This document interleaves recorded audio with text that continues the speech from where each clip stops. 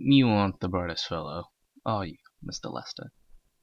Come now, why pout? Everyone has their talents. You're an exceptionally clever thief, I'll grant you that. In the 50 years in the Fenwicky Museum of Magic has been in business, I have never been robbed. Until you. What's the phrase you hoodlums use? Casing the joint? You performed that task quite admirably. So many innocent questions. How's business, Mr. Fenwicky? What's your favorite item, Mr. Fenwicky? Your ring of luck? Is it really magic, Mr. Fenwicky? Careless I was. Probably relying too much on my ring, eh? But as I explained, given even odds, it only increases one's luck from 50% to around 66. Still, the difference is appreciable. Even you could envision the benefits of being 2/3 lucky. So you returned tonight, avoiding every obstacle in this showroom, reached my upstairs bedroom, and slipped the ring off my finger. You certainly demonstrated your talents at thievery, Mr. Lester. One might even say you were lucky. And as you crept off your ill-gotten gain, your luck increased. You disagree, but it's true. I understand your confusion. Although you correctly assumed that by wearing a ring all your chances improved to 66%, you also assumed that a ring of luck meant a ring of good luck. Really, Mr. Lester, everyone knows luck comes in two flavors. Before one puts on the ring, the odds are 50-50. That's one. Bad luck will improve rather than good. Thus, in my museum, in the dark, your chances of stumbling across various objects increase to 66%. And as you have discovered, Mr. Lester, my guillotine display is 100% real.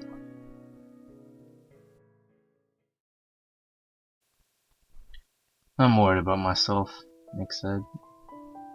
Maybe you should be, I told him. Can we turn on some lights? Not yet. Sometimes it's hard to tell when a friend is joking, but Nick, I sounded truly nervous when he asked me to come over this afternoon. So I decided to take him seriously. What's got you freaked out? I've been having dark thoughts lately. Everyone has dark thoughts. No, not like these. They're sick, man. I don't know where they come from. Horror movies? No, I don't watch those, but I've been having these crazy dreams. I mean, like, really vivid. Like, apocalyptic with demons and hellfire. I'm afraid to go to sleep. You've been looking kind of washed out lately. Maybe you should see a doctor? Wouldn't help. Why not? Because there's more to it. That's why I called you. I need you to tell me if you see it too. See what? Nick stood up and walked to his window, where the sun glowed faintly behind cheap Venetian blinds. He pointed at the floor. Watch that spot. Right there. The carpet. Just watch. Please. Fine. The carpet looked normal. Not even a stain. Then I heard Nick take a deep breath, followed by the cackling blinds as he pulled the cord to expose the sunlight. Jesus! I cried, yanking my feet off the ground as a dark shape came slithering forward. It disappeared directly under the couch where I sat. Oh God, Nick moaned. You saw it? That's impossible. Was that really your... Yeah, he nodded miserably. I've heard of being afraid of your own shadow, but why is mine scared of me? What does it know? My first mistake was being born.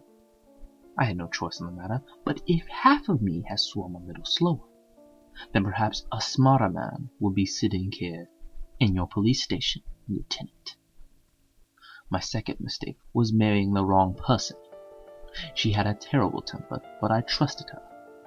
But till she left me for Davenport. What was not a mistake was our daughter.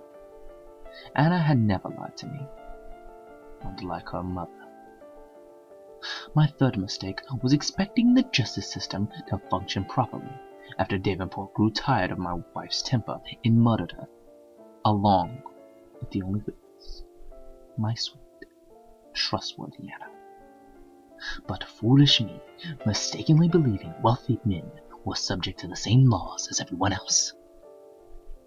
I have come here to avoid making a fourth mistake, Lieutenant. A very reliable source, one who never lied, has warned me that you will receive a call tonight, precisely 9:05 p.m. A shaken pedestrian will describe seeing David Davenport fall to the street below his penthouse. Upon further investigation, the police report will note that Davenport's penthouse, quote, looked like a poltergeist ripped through it.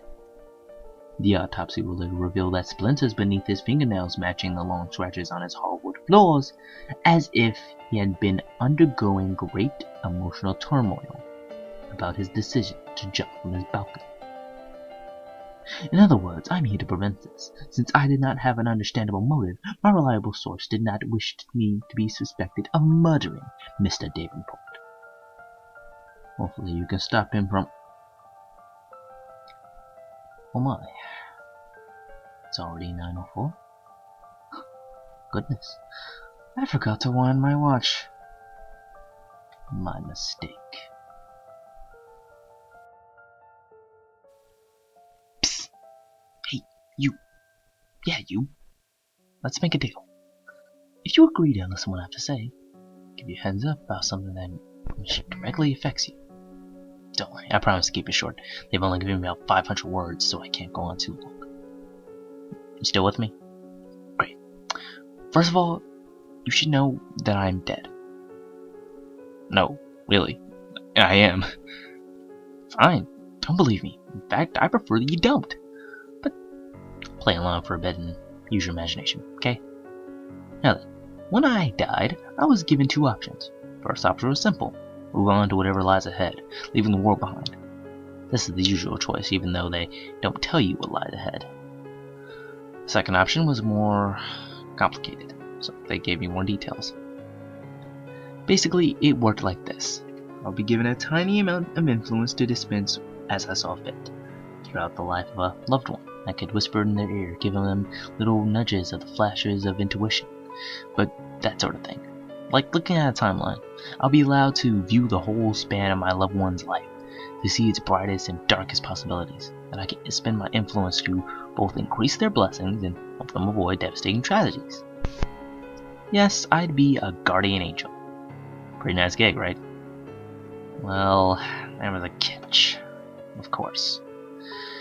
Because love always requires sacrifice. If you choose to become a guardian, your previous life is erased. Wiped out, deleted, more just forgotten, you will have never existed. Apparently this is done to avoid the problem of creating dynasties of lucky people with unfair advantages. For even your children will be born to other parents. But so what? You're already dead, right? Well, it seems very few souls can handle the idea of being erased. Most of us like to believe our lives mattered, even if it was only to our loved ones. Hell, if your life was mostly a struggle, at least it was your struggle. Choosing to become a guardian means nothing you ever achieved, learned, or endured will have ever mattered. Anyone who says it's an easy sacrifice is a moron. But you? I'm sure you can imagine the extraordinary amount of love it takes to become a guardian. Just imagine erasing everything you ever were for a person who never even knew you. Someone who's a complete stranger. Now imagine a guardian sacrifices so much that revealing your life to find your darkest experience, the one which will drop you in a pit of unending pain and despair. Imagine them spending their entire stock of influence, about 500 words, just to urgently whisper a helpful warning in your ear. Can you imagine all that? Good. Then maybe you can imagine how much I hated you. My helpful whisper in your ear? Good luck tomorrow.